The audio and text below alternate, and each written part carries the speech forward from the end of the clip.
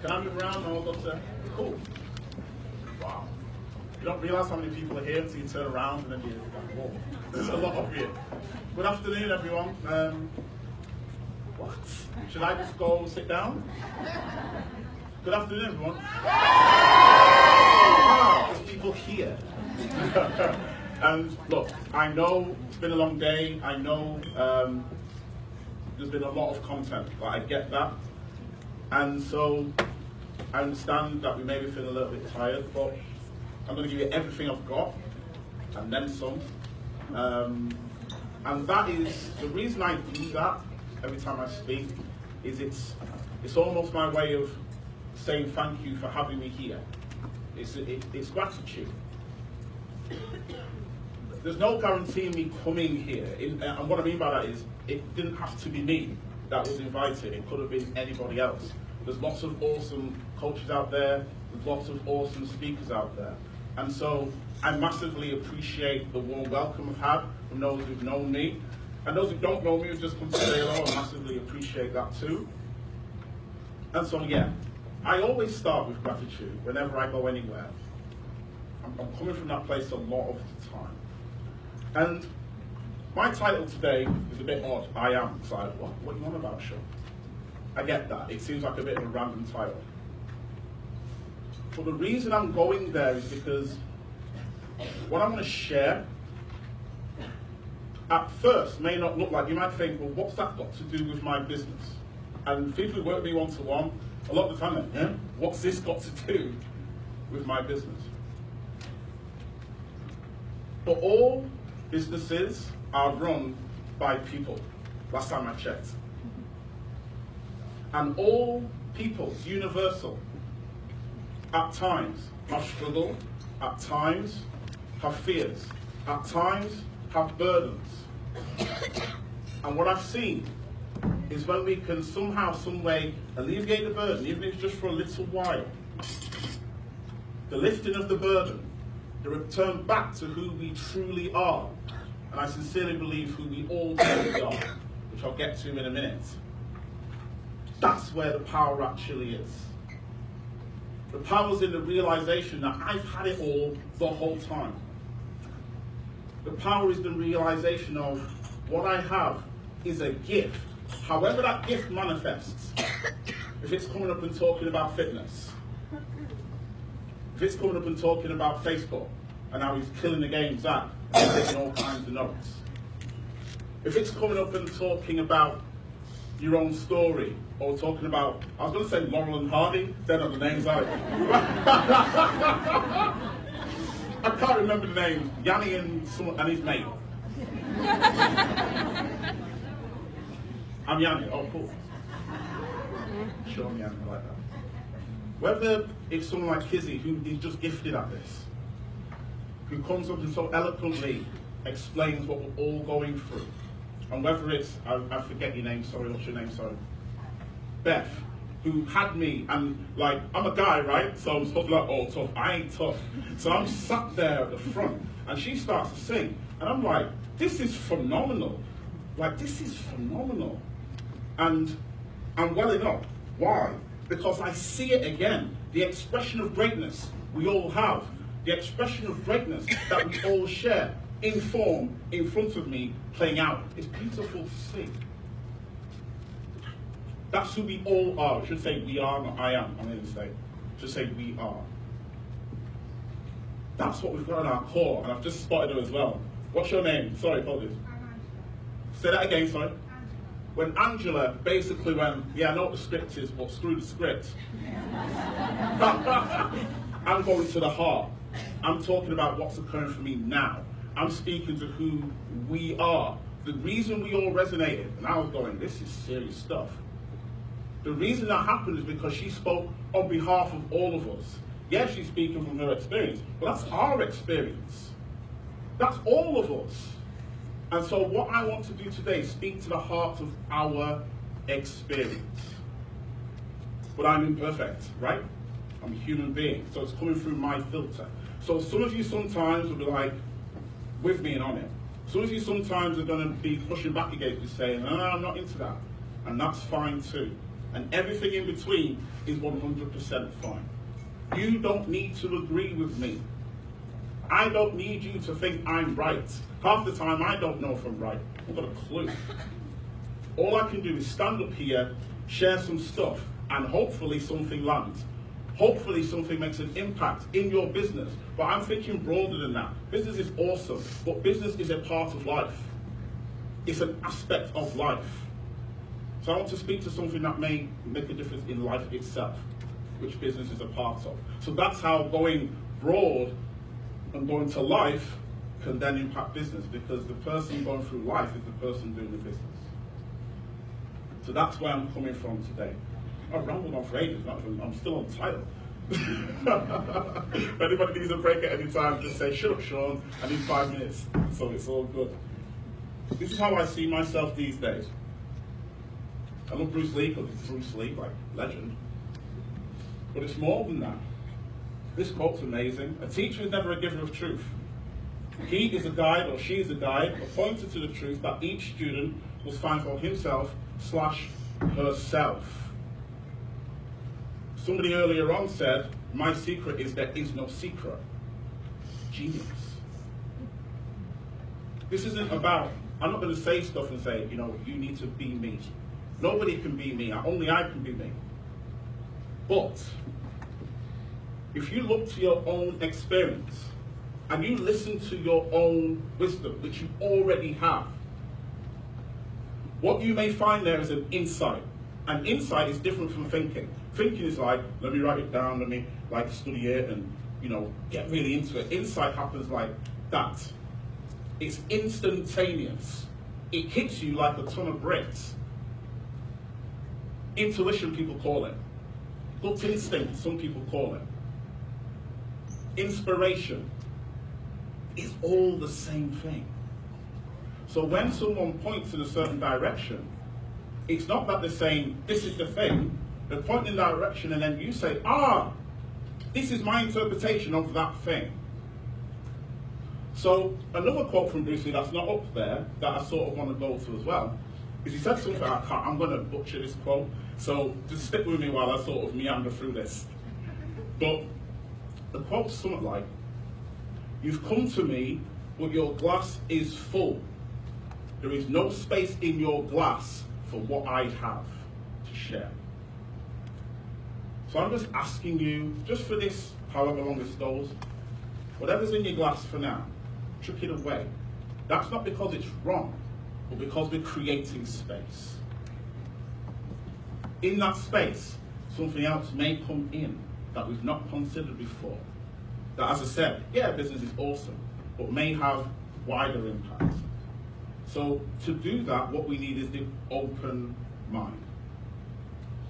If you're sat there going, and some of you will be, and it's nothing that you can do about it, which I'm going to talk about in a minute. Some of you are saying, I've heard all this before, I know all this before, Shaun, I don't need to listen to you right now. That's the equivalent of the full glass. Does that make sense?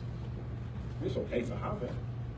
But what if we could just chuck that away? You can always go scoop it up afterwards and put it back in if you want. It's all good. Let's maybe create some space and see if we can mix that up a little bit and see what's there.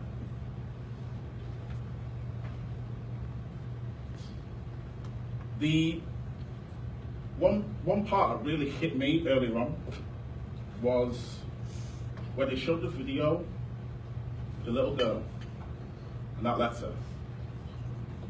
Amazing. And it reminded me of something. One, kids are just on it. Like, in general, like young kids are just in touch with who they are, which is amazing. And secondly, what it got me in touch with was, when we're in touch with our understanding, which we already have, when we're in touch with that, that's what massively helps. I was watching a show the other day. My wife and I went to Cornwall, for a break with the kids, and we watched the show, and again, I don't remember things a lot of the time, but the show was basically called, You Two Are Getting Married, and I don't like it. I don't know what the show's actually called, but I've just butchered it. Go on. Say that again. Bride and Prejudice, that's it, thank you. That title's a lot slicker than You Two Are Getting Married. That's what I call it. But Yeah, Bride, thank you. Bride and Prejudice. Cool. And I was watching this show, right? And it just blows my mind. I turned to my wife and I said, can you see the running theme in this show? The heart of the conflict every single time is a lack of understanding. I don't understand how you two can be together. You shouldn't be together, age difference. You two shouldn't be together, colour. You two shouldn't be together, you're the same gender. You two shouldn't be together, fill in the blank. It's always a lack of understanding that pulls us apart and causes separation. Or I should say is an aspect of separation when we see ourselves as separate. When we unify together through understanding, all that's there then is, I get it, it's awesome. I saw every single relationship on there as beautiful. Why? Because it was love. That's all it needs. It's irrelevant, the gender. It's irrelevant, the age difference. It's irrelevant, the colour. You believe this in your religion, I believe that in my religion. I don't have any religion. Like, it becomes irrelevant in understanding.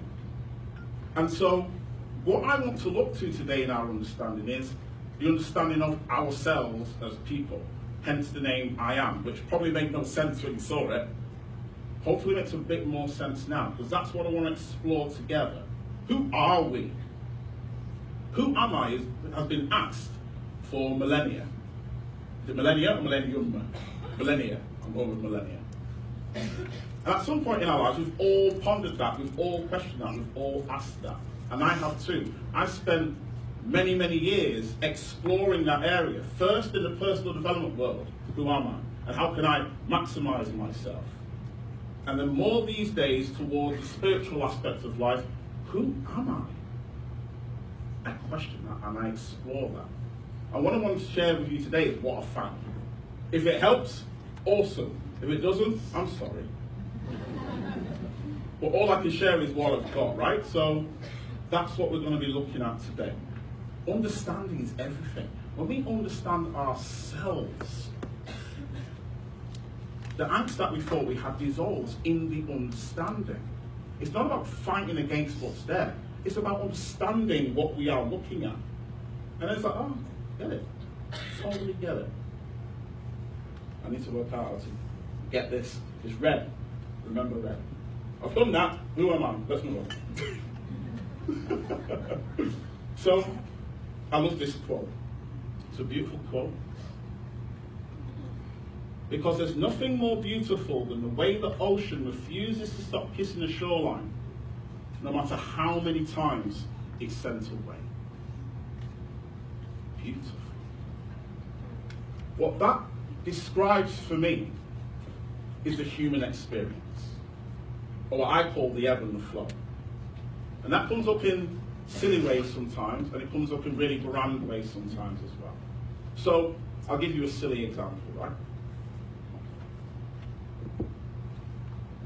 When I was sat here before, there were moments when I was just absolutely loving everything I'm hearing. All the speakers are up and killing it, and I'm like, this is awesome, and what a great way to spend the day, I'm loving it. And then there were times when I was sat there in the storm of my own mind. I'll share with you some of the content. Some of it may make sense, some of it is totally daft, and the more I say it's going to sound even more daft. Here was one. And this always comes up when I'm in sort of ego place. What on earth has what I've got to say got to do with all these people here? They're not going to get it. It's not relevant. Why are you here? That went through my mind. Just today. What if you need a wee when you're doing your talk? Really real. Like, this is real. This is real.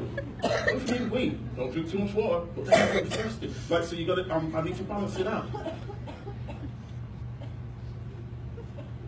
What if they all think this is a bunch of shit?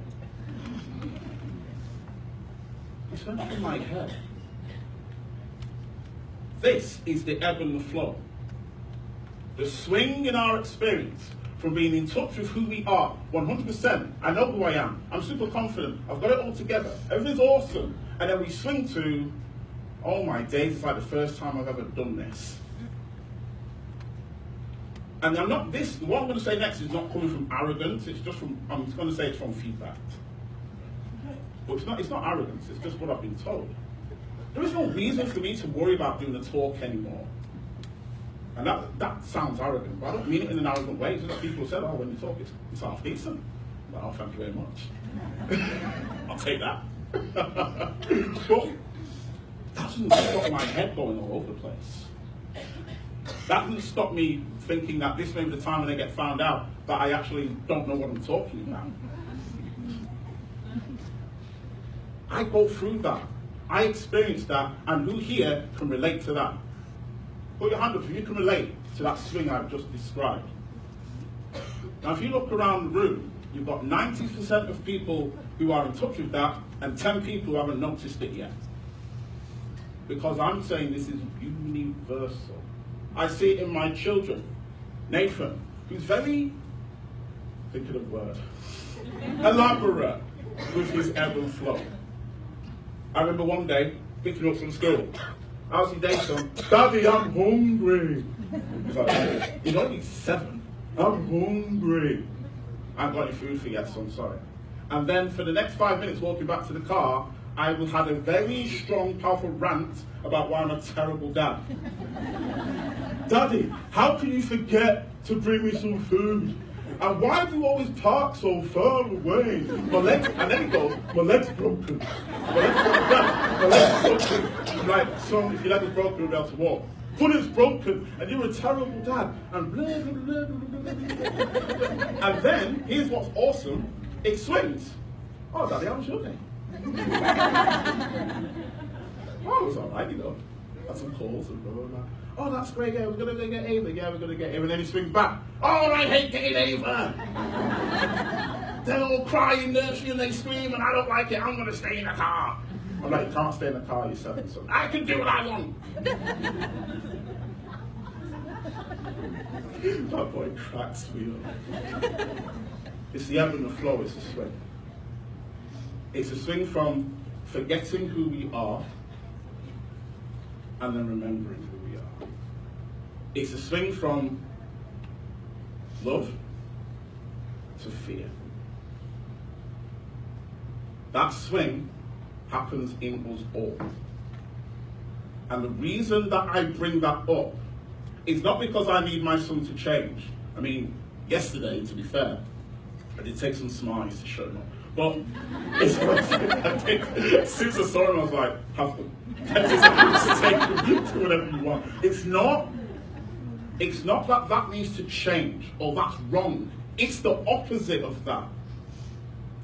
We're looking at it to say, 1, is that real? And for me it is, and I don't know about you, but for me that's real. And 2, to realize, well, if it's real for me, and it's real for 90% of people in this room, maybe it's normal. Maybe it's okay to be in a funk. Maybe it's okay to doubt yourself. Maybe it's okay to feel hurt. Maybe it's okay for guys to cry. Maybe it's okay for me to grieve. Maybe it's okay for me to not know. Maybe that's okay for all of us. That understanding, that it is okay. That it's not just you. Because I don't know about you, if you can relate to this. You know when you're in that funk, like when you're in it, doesn't it feel like you're the only person in the world who's in it? So you're looking around and everybody else is sorted like, oh, they're killing it. I'm looking at all the parents. When I'm in a funk, when you've got me and Nathan in the funk, that's funny. Like, I should record that sometime to show you, because it is hilarious. I'm battling with a 7-year-old child. But when I'm in a funk and he's in a funk, I look around and I literally feel like I'm the worst parent on the planet. Everybody else is getting it right. Look at their kids, they're happily skipping along behind their parents. You know, reciting William Shakespeare as they go, even though they're only 5. And look at that beautiful uniform, so magnificent. Look at the state, look at Nathan, with his shirt out, kicking me in the back of the leg. But we feel alone. isolated, like it's only us. This understanding that it's okay is one of the biggest liberations I had in my life. Why? Because I realized when I look at you in your funk, I see myself. When I look at you in your funk, I see myself. When I look at anybody in their funk, I see myself. And that brings us together again in what? In understanding. And so I can help somebody simply by going, I've been there, it's fine.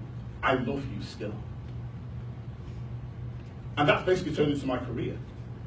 That is my career. Like, I have people who come to me, sometimes they know who they are, and sometimes they've fallen out of that. And I'm there. And I basically, in very fancy, elaborate ways, communicate that message. I've been there, you're not alone. I love you still. No matter what. That's the ebb and the flow. That's swing. From remembering who we are, forgetting who we are. Being all up in our head. And then it clears. It's weird, isn't it? Been there when you realize it's clear? It's like, I'm free. Hallelujah. It's happened to me up here. When I first got up, my mind was going, it sounded like a rave tune from back in the days. It's like, and then I was like, oh, leave it alone, I'm trying to do this all. Constantly. And now it's sort of, it's gone. I'm here, I'm free, present. That's normal. If I didn't realize that was normal, I'd be like, give me 10 minutes while I sort my head out before I can come up.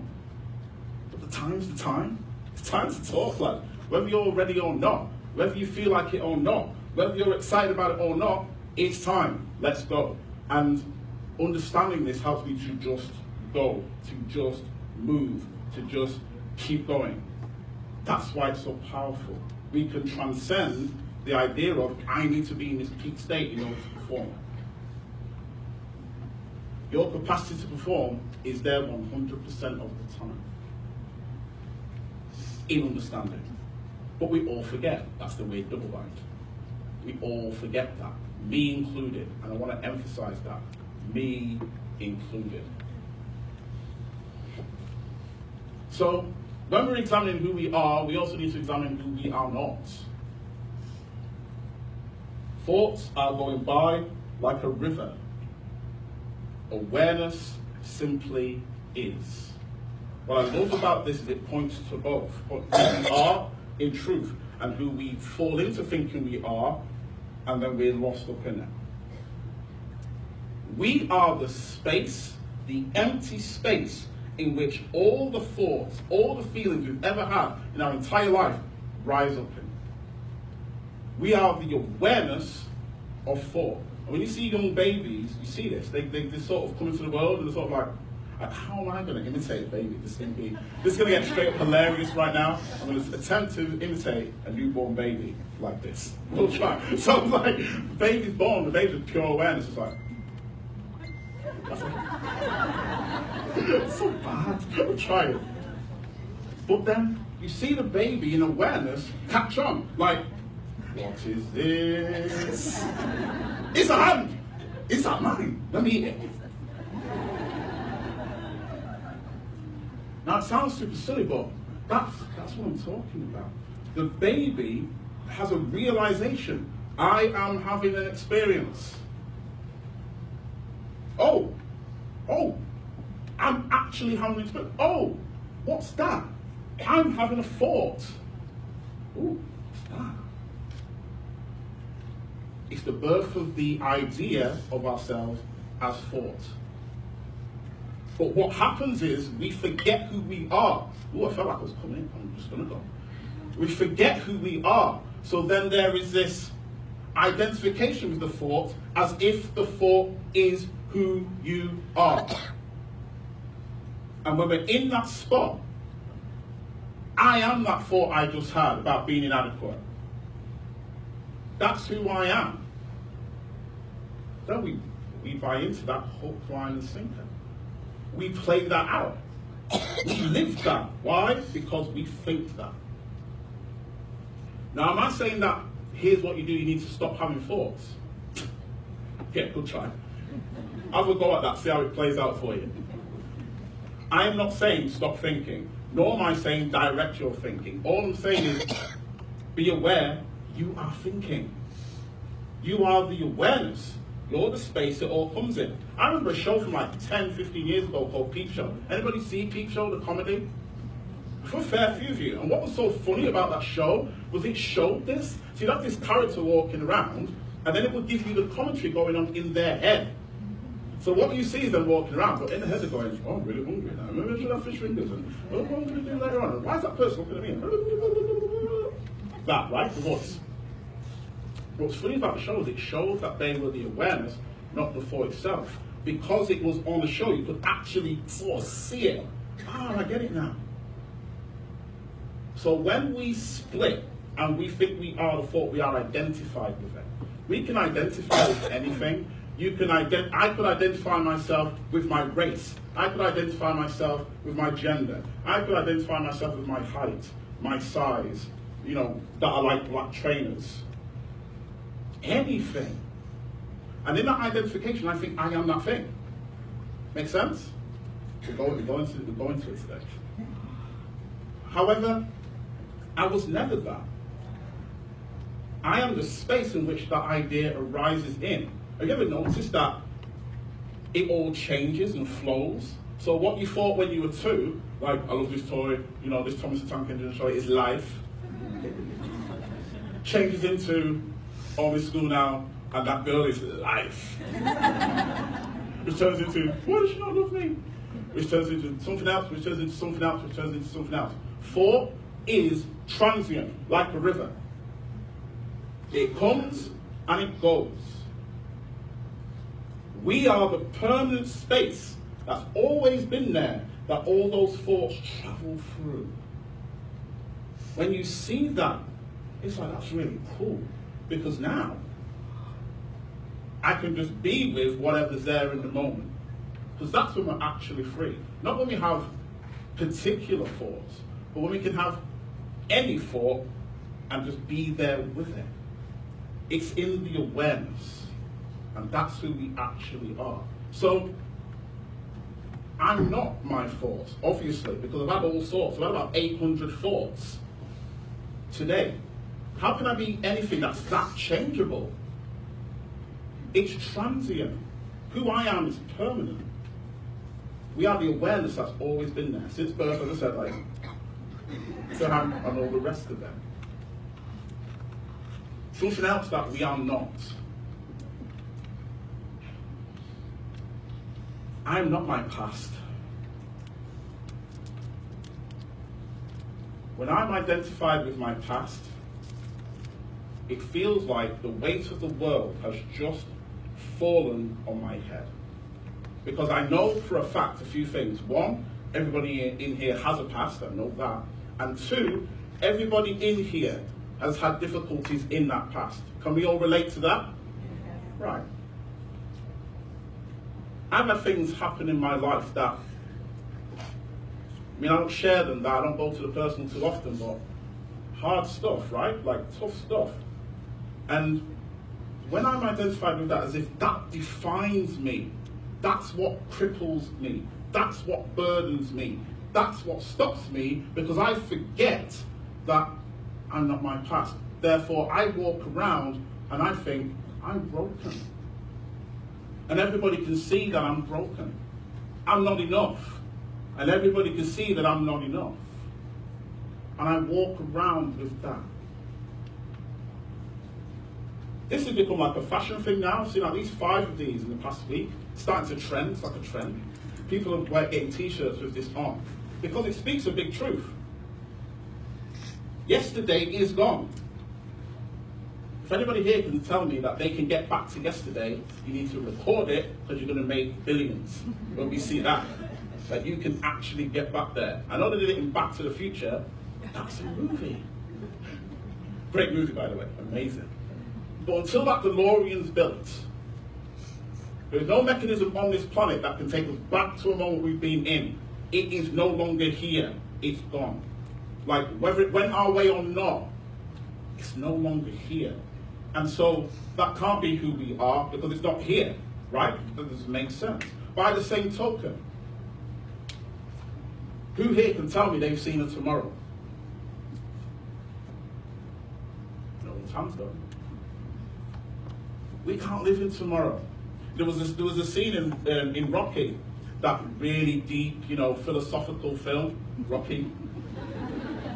And I remember this part, and it was his trainer Shaun, and he goes, "There is no tomorrow, Rock. There is no tomorrow." And then Rocky sort of hearing it said, "There is no tomorrow," because he's getting big, and like he's going through this funk. But that's true. The only time there is, the only thing that exists is right here, right now. And the beautiful thing about that is, that's who we are. What you've been through can never define you. I can't see it right now. All I see is perfection in multiple forms. Everything we've been through has been part of our journey, but it's not been our definition. If I was defined heavily by my race, because I've been through some racism stuff, right? If I was defined by that, then every time somebody spouts some stuff like that, I'd be like, "You're correct, let me run away in the corner and hide." Don't think so. That's not who I am. I can't be pinned down by anything in that way, shape, or form, because that's not me. Who I am shifts and changes and evolves and develops and moves on through life. Not holding on to any of it on the way. Enjoy it for what it is while I've got it, and then move on, a bit like the river we talked about before with the thoughts. We are here, we are now. Anything in your past that you think can define you is not here now. If you're telling me it is, then show me. Come on. And that's a blessing. That's a liberation. We are free in that place. That's who we actually are.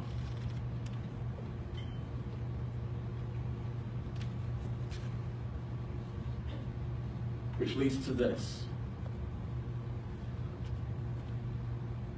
I can say this of everybody in this room.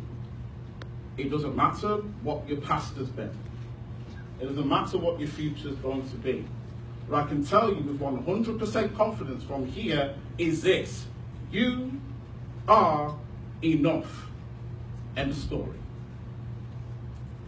I talk about this in every talk because it just makes it super clear, but when I realized this was when my son was born. When he arrived in the world, obviously I didn't give birth to him. That'd be a whole other story for another time. When he arrived in the world and was handed to me, I had him on my arm, and he was super small. He was like 5 pounds and a bit when he was born. Super small.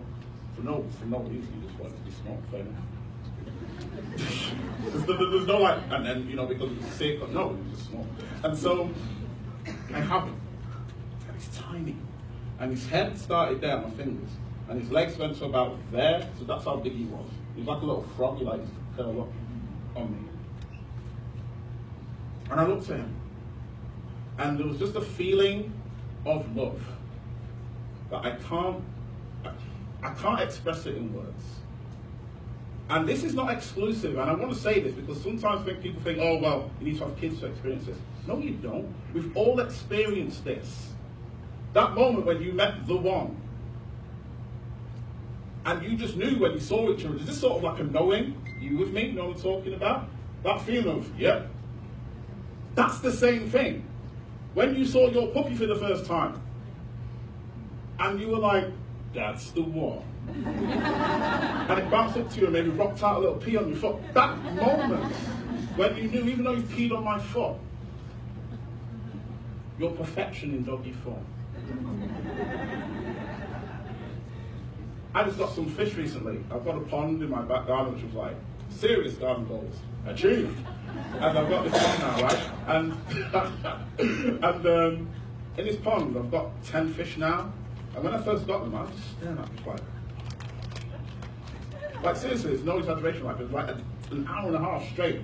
All the family were pretending they were interested, and then they were like, no, we're going to go now, Daddy. I'm like, you go. They all go watch Finding Dory because it's themed to having fish, and have ice cream, and I'm staring at this fish. It's the same thing.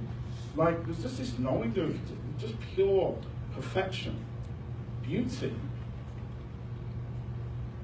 That's what we all connect to again when the young lady sang her song. We all felt, it's that feeling, it's the feeling that we fall into. And in that moment, we realize this. When my son was born, I realized it because he hadn't achieved anything. He didn't have to achieve anything to get my love. He arrived, which is like, well done, yeah, that's good, you're here. But aside from that, he was just being himself, just on my arm. But in that moment of just connection, I felt this feeling of love for him. And I realized in that moment, there's nothing he needs to do for the entirety of his life, in my eyes. There's nobody he needs to be, in my eyes, for the entirety of his existence. He is perfect now. And he doesn't need to do anything for that. Oh my days, and that was, and you know, it would have been much more succinct to say, I realized it was enough. But I'm just taking you back to that moment. But in that realization for him, which was true, I then realized that that's got to be true for me. Why? Because he's human and so am I. And at one point in time, swing back, I was the little one being held. And then I thought, well, if it's true of him, and it's true of me, it must be true of every single person on this planet. We are enough as we are. And the realization that he was enough literally transformed. I didn't know it at the time, but that was where I'm going now. Was that moment was sort of like insight that sort of has led me on the path that I've gone on. He's my spiritual teacher. And he never even knew it. And neither did I. And then just to pull it back to the daft, straight after that beautiful moment, I'd got this show where they said, you take your top off, you kid will bond you more. So I had my top off and more my kid. And my kid, in instinct, starts going. I'm like, bro, there's nothing there. Whoa, chill. No, don't be doing that. And even in that, it was still enough, you know. We give ourselves such a hard time in here, and nobody ever sees it. I was giving myself such a hard time right there, and nobody had a clue. When I tell people they don't believe me, I'm like, yeah, I'm nervous. They're like, what? How can you be nervous? Because I'm a human being. It's par for the course. It's that ebb and that flow. There's going to be spots when you feel that, and there's going to be spots when that falls away. It's totally cool. It's totally normal. It's fine. It cannot detract from your wholeness. You are wholeness in form. Whether everybody's ever said that to you or not, doesn't matter. You are wholeness in form. You don't need to earn it. You don't need to go out there and find it. You have it. You are it right now, in this moment. Complete and utter wholeness. But we've lived in a world that for so long has sort of said different things. Unintentionally, innocently, we've been led to believe different things about ourselves. That somehow we have this insufficiency. I'm turning that all around. And I'm saying we are already perfectly sufficient. Within you. When we take down the mask of striving, within you is this unification of us all.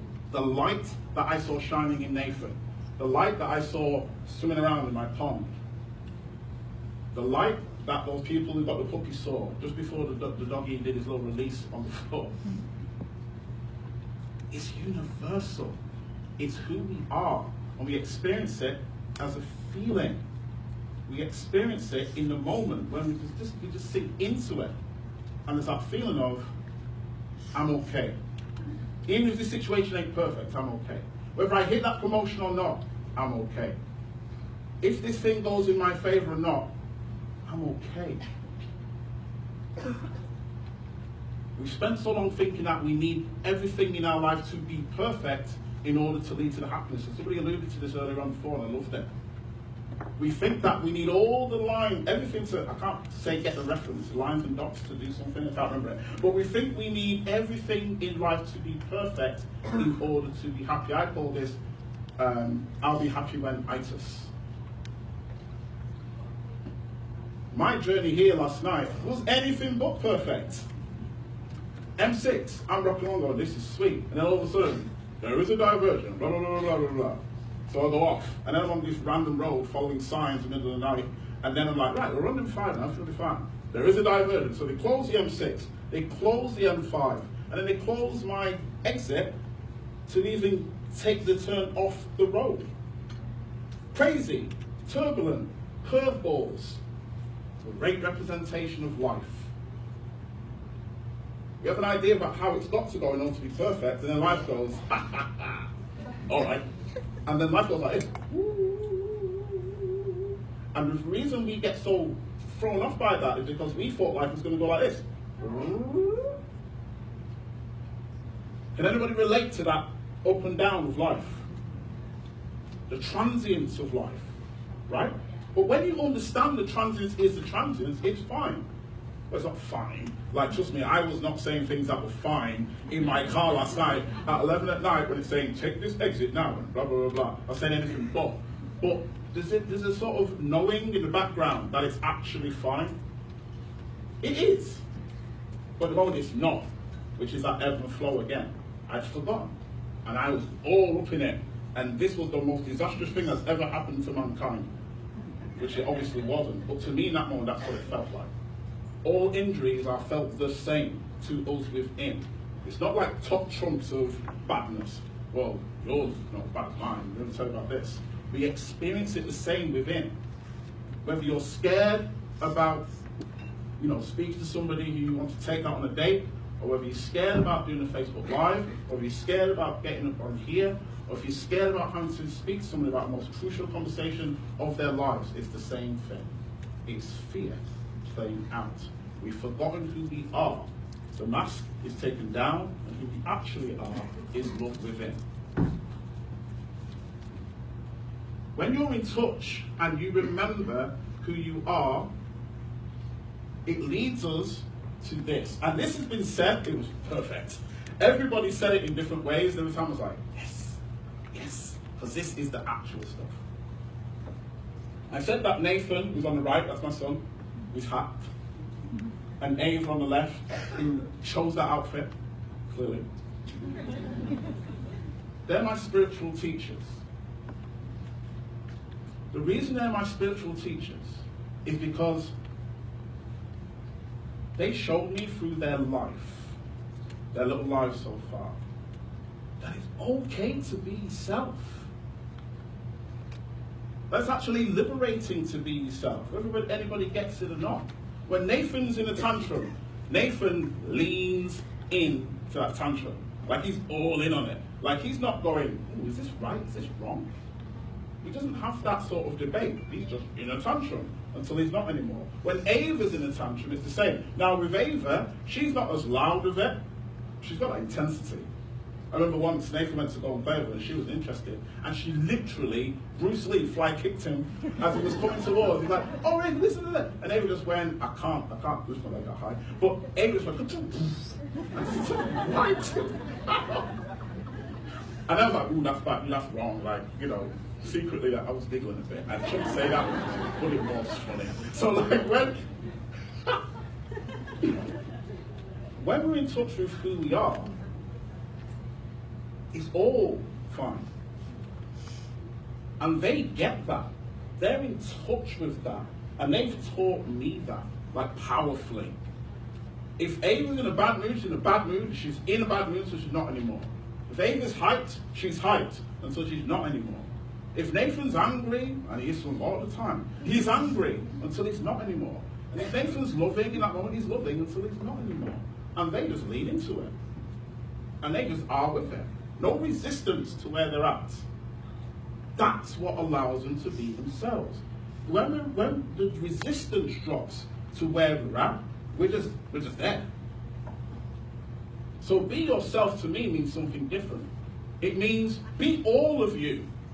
Like 100%, somebody said 150% before. Ramp it up 150%. I like that. But what I'm saying is, embrace who you are 100%. Embrace it. Go to the heart of it, because that's the secret sauce. If I came up here and I was thinking, right, I need to be like all the speakers that you see on YouTube, or when you've gone to an event, or when I've looked at a video, then what I'm doing is I'm taking who I am and I'm changing it and I'm toning it down and I'm manipulating it and shifting it to try and please people. And I just found for me that didn't work. I've tried that, trust me. And we've all done that. And for me, it didn't work. What worked was, I'm just going to own who I am. So, loads of speakers and coaches and stuff wear suits. I can't do suits. Like, I just don't. I don't know. I think it's something in my bum. I'll explain. So, I've got a weird shaped bum. So that I have to buy pants that are sort of bigger because my bum's big, but then they're baggy. So I'm always like this, and it just don't feel comfortable to me. So when I'm in a tight suit, I'm like, I am Shaun Browne, blah, blah, blah, blah, blah, blah. It's not me. Screw that. But people might say, oh, look, that's not the dumb thing, that's not the normal thing. I'm not interested in being normal.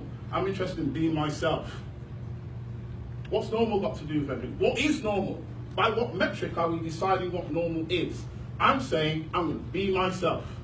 I want to wear trainers when I'm talking, I'll do it. I can't beat Zach's. Zach's the next level. Those trainers, man. I was jealous. I see this, I'm like, and they're shining with the floor. That's like Michael Jackson level. Like, that was amazing. I can't compete with that. But I'm going to be myself as much as I can. Because what you then find is people who are your people find you easier because you're being yourself and you're showing who you are, and then they see something in that and they're like, that's me. I'm like that too. In my own way, it's different, but that's me too. And so your tribe finds you. Yeah, you've got to do the outreach, yeah, you've got to do that, but they find you when they see you, and they see you when you're being you. That's what it's about. So when we're being ourselves, we are pulling people to us. It's an energy that we're putting out there. It's like a signature. And when people feel it, and when they resonate with it, and when it registers with them, they can't help but come closer. How do you think I got here? I got to this talk because I spoke at another event like 6 months ago by being myself. Word gets from there to somebody else, to Rosie who's never met me, and then I'm here. It's the same thing. If I did one talk and it was like, oh, this talk's amazing, then I went off to the caves and meditated for a year, just out there zenning out. Nobody knows where I am. And because nobody can find me, I can't be of service. I'm of service when I'm like, hi, I'm here. You need a speaker? I'm here. You need someone to do Facebook Live? I'm here. You need someone to speak to? I'm here. And I stay here, being myself, and people come. Some people run away, which is fine. Some people will be like, ooh, no, Shaun is no. And go, and I get that. But I'm here now, being myself. If you take one thing away, just one from what I've said, it's that. Be yourself. Be who you are, in the understanding that in the core of yourself is everything you need to get you to wherever you want to get to. You've already got it. You already have it. Kizzy alluded to it earlier. You've already got it. Be you. Even when it feels a bit uncomfortable, be you. Like, come on, I'm at a network marketing event for people who sell makeup. I live in that uncomfortable spot, like, all the time. Last time I checked, I haven't sold much makeup. So I have that dynamic going on, like, do I even fit? Am I ready? That's my ego saying that. In truth, I fit everywhere I go. Why? Because we all fit. We all fit. When you see that we all fit, that's when it starts to happen, because you go out there, you're being yourself, and it's giving other people permission to be themselves too. They start opening up to each other instead of closing down and separating from each other. And that's when it starts to get going. Oh, I'm pressing the wrong button, I'm doing like a light. Apologies if I just blinded anybody over there. I just did a light instead of the actual thing. We go to unification instead of separation. In me being myself, it's like, I don't need to say to anybody, it's like an invitation going, go on then, show me who you are. Go on then. Be yourself, it's okay, it's okay. And I just stay there, still being myself, and that's what happens. I've had conversations with people, and they message me and go, I can't believe I'm telling you all of this. Why am I telling you all this? I'm like, because you get that it's all right, because I'm being myself with you too. That's why. The openness comes in the realization, whether we get there consciously or not, that we are one. That we are all the same. Yes, how we look may look like it gets in the way. Yes, how we talk might look like it gets in the way. Yes, what we do for a living, or whether a man or a woman, or whatever, may look like it gets in the way. But in truth, there's nobody here who cannot say, I am living a life. When you get to that point, when you pull it back to that perspective, we are one and always have been. So when we go back to what connects us, when we go back to what's common ground, that's when we start helping people. And so if somebody comes to you and you can find that common ground between you, you build rapport. That's all I've done with my business. Like, my business plan is like 3 sentences. 1, give value. 2, be yourself. 3, look for connection. That's my business plan. Honestly, and it sounds ridiculous, but that is literally my business plan. I'll pad it out if I need to get some finance, right? I'll put some more on it. But at its core, that's all it is. No matter who I meet, there is common ground. And I seek that. Most people, when they meet someone, are looking for something to separate themselves from them. I'm looking for something to bring us closer together. And in that rapport, in that felt connection that just feels right, that just feels natural, that's where the magic happens. So when you look to build rapport in your teams, oh, it's unique, wow, cool. When you look to build rapport in your teams, that's when the magic happens. When you have this philosophy in your teams, we are one, together, that's when the magic happens. Because everybody in your team is an essential part, whether they have black status or white status, is irrelevant. Everybody's welcome. Everybody can come to this place and be who they are. They won't be judged, only understood and loved. That is the heart of a business that's thriving. We come together to help each other because we realize that we are one. From that place of seeing your team like that, things start to naturally occur, one of which being sharing. Now, I picked this picture because I dream of a life one day when this is my children. They're not there yet. There's more kung fu kicks than happily have this toy. And they do this weird thing where they fight, but in slow motion, which is super funny to watch. So, like, Ava will lie on top of Nathan like this, and Nathan will just sit there squashed, but they don't move. I'm like, what's going to happen next? And then intrigued watching these two kids, like, it all play out. So, my kids have got some work to do on this, but we start to share with each other, understanding that there is abundance everywhere. I can't remember who said it, but they said, opportunity is there for all of us. If we all make it to black status, YouNite aren't going to go, right, we've got too many black statuses and we've run out of money. That won't happen. It's abundant. It's a cycle. So if you all hit black status, YouNite obviously just will, and it flies up. So supply takes care of itself. There is more than enough. There is surplus. There is abundance. So when we're sharing, when we think we're sharing and we're losing something, we're out of touch with that natural law. It is a natural law.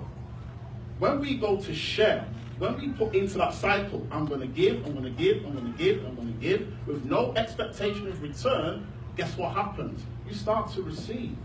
It might not be from the person you did the trade with. So I might give you something, but then we get to touch and like, well, I gave you something, where's my thing? Because we think it's got to be the person. But I might give to you, and then I might receive from somewhere over there. Just know when you give with no expectation of return, whether it's your team or your customers, and you just keep that cycle of giving going, At some point in time, it will come back. It has to. It has to come back. Again, I should put that in my business plan. I've got 4 now. Give with no expectation of return, knowing it will come back. But that's true.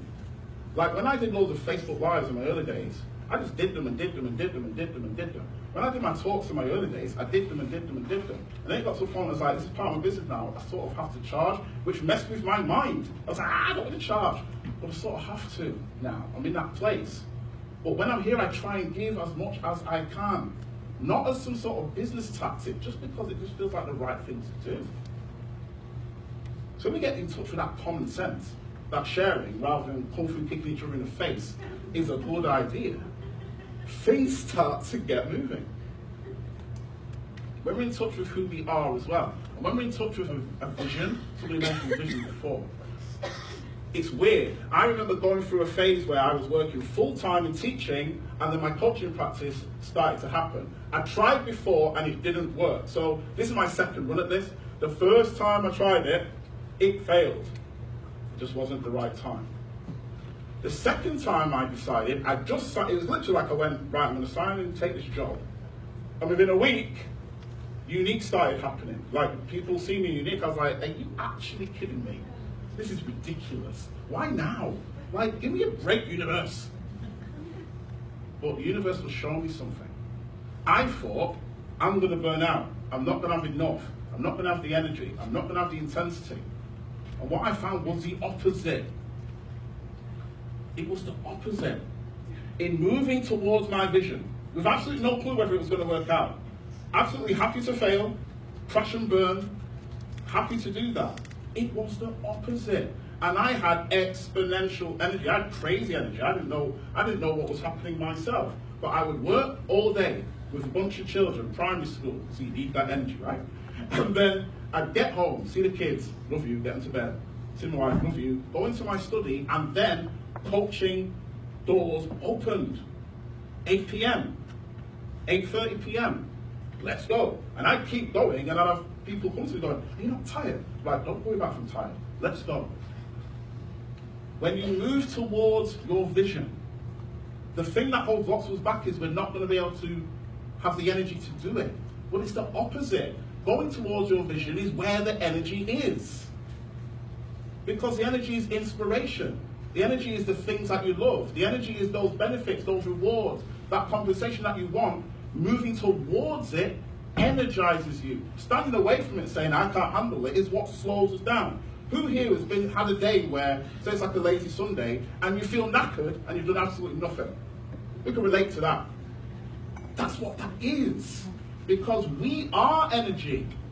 So we don't get energy, we are energy. So when we expend our energy, there's more there. It's exponential. And so moving towards vision sounds scary sometimes when people say it. It sounds like, how can that work? But in truth, it always works, because we're moving towards what's right for us. As we move towards it, we're more energized by it. We get 1 win, we're like, yes. We move a bit quicker, we get 5 wins, we're like, oh yes. And then we move towards it. And it's just trusting that what I'm moving towards may not come today, may not come in a week, may not come in a month, but it's on its way. That journey of me doing that weird double life lasted 8 months. And it was bloody hard. But I had the energy for it. You're not going to burn out. You are not a candle. You're a human being. You are in touch with that energy. It's there. When we're in touch with who we truly are, we are free. Not when we get to black status, when we get to black 1, black 2, black 3, black 11. I don't know why 11 felt right. We're free here, we're free now. I can stand in front of you now and say in this moment, I'm free.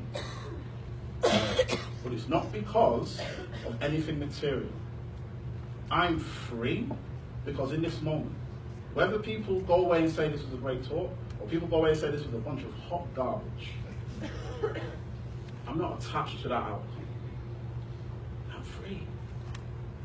Whether this is this goes on to be another great talk, another great talk, another great talk, or if this is the last talk I ever give, attached to that outcome. I'm free. Nobody can take that away from you. Our freedom isn't in a particular outcome. Our freedom is in the realization of, regardless of the outcome, I'm enough now. I want you to see that so much. No matter where you are on this journey, you can have your freedom now. You don't need to wait until you get to the top of the business, to the top of the compensation plan. That's not where freedom is. Freedom is that feeling. We catch fleeting moments of it, and we fall out of it massively.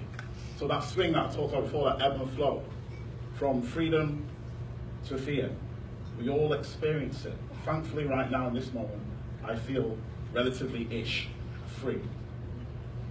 But it's a result of the understanding. It's a result of my understanding of my own head. That there's times when it's going to be on my side, and there's times when it's going to kick my ass. And that both are okay. And that no matter what, I'm okay, regardless of the content of this, and regardless of the content of that. None of it is bigger than who I am. I've been so inspired by some of the journeys I've heard today, because it's just been showing me this again and again and again. When people have been coming up and sharing, what the theme has been, at one point, I didn't feel free, and then I realized my freedom. And yes, the narrative's taken different forms, but it's the same thing playing out again and again and again, because that's who we all are. We are freedom already. In the remembrance of that, we express that. In the forgetting of that, we close off and we can't. All I wish for you is your freedom. Obviously, I'm Black status. But more than that, your freedom. Because some people get to Black one and it ain't, and they still don't feel free. Some people get to Black and then something happens in life and it strips them to the core. Life is life. Peace is found in the realization that I am life, I am complete, I am whole, no matter what. And that's what you all represent. What that leads to is what I love about this business. You guys, what's amazing about what you do, which is why I've stuck around really, because if I weren't into YouNite and all that, I would not be here. Honestly, like, I don't do things for the sake of it, I do it because I want to be here. I watched a video at Kizzy Harvey's event that they played at the beginning with Derek. Just one of the most amazing things I've seen when he talked about creating the foundation. And I'm not going to get into the personal, but that foundation is close to my heart. Like, close. Closer than you probably even realize. I don't have many goals anymore. But it's a personal ambition of mine at one point, hopefully, to go to the foundation and actually work with the ladies. I want to work with the ladies there. That's my YouNite convention. Like, a lot of speakers will be like, oh, I want to go to convention.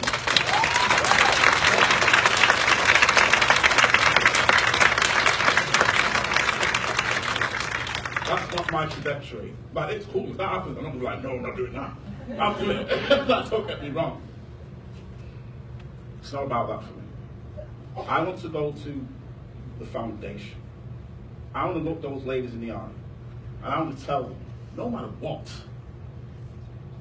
you are beauty in form. You are perfection in form. The past cannot define you. It's no longer here. I love them all so much and I've not even been there. I love you all so much. And it's not about success and things like that. It's because in you I see myself. And that's why that's one thing for me. And what I love about this business is that it's changing the paradigm of business. It's heart first business. It's love first business.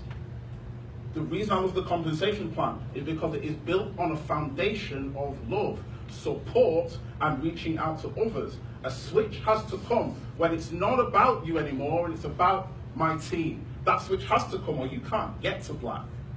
Black is built like that, and I think it's deliberate, and I think it's absolute genius. Because that's how business should be.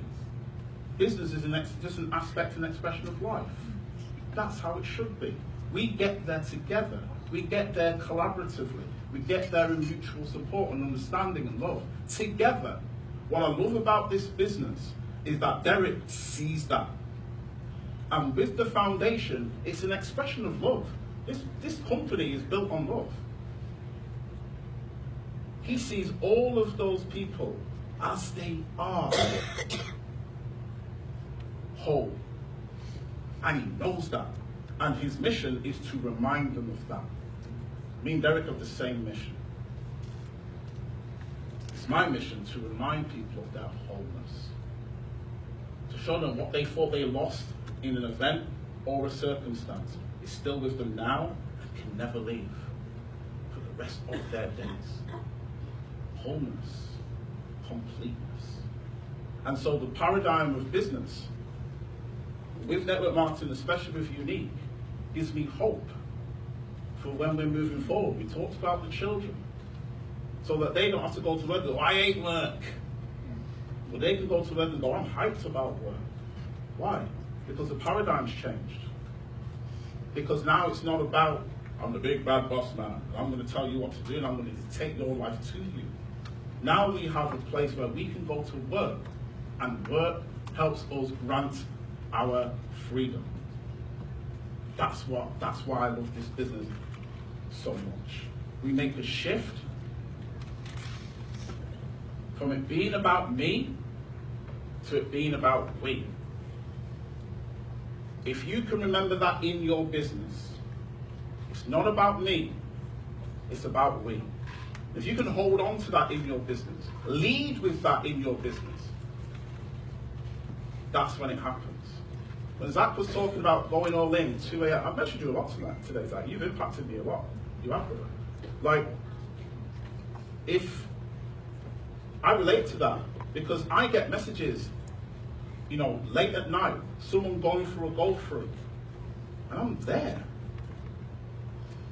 I'm with people, and I have the sort of conversations that people don't like to have, the uncomfortable ones, sometimes the dark ones, and I'm there. And so that's me making that switch from it being about me to it being about we, to the detriment sometimes of my own sort of thing. You know, I'm there trying to sleep, and then we see the glow of the phone, or when a messenger comes up in my notification, I'm like, is it? Yeah, it's a message. As soon as that message comes in, I'm there. No questions asked, because it's not about me.